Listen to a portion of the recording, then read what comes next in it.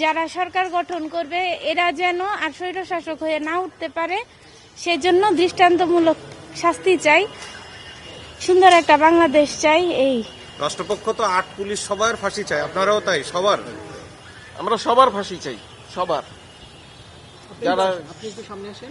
যারা সংশ্লিষ্ট, এই হত্যার সাথে সংশ্লিষ্ট যারা, অর্ডার দেওয়া হোক, ফিজিক্যালি হোক, যেইভাবেই হোক, যারা সংশ্লিষ্ট প্রত্যেকের আমরা সর্বোচ্চ রায় চাই।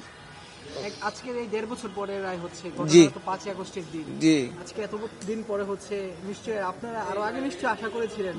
জি, আমরা অনেক আগে আশা করেছিলাম, কিন্তু আল্লাহ তাআলার ইচ্ছা, আল্লাহ তাআলা যখন যেটা করে এটা বান্দার মঙ্গলের জন্য করে। এবং আমরা চাই যেই উদ্দেশ্য নিয়ে এই ছেলেগুলি শহীদ হয়েছে, সেই উদ্দেশ্য যাতে সাধিত হয়। আমরা একটা সুন্দর একটা বাংলাদেশ চাই। ওরা যেমন চাইয়া গেছে, আমরা জীবিত আছি, আমরাও তাই চাই যে ওদের রক্তটা যাতে বৃথা না যায়।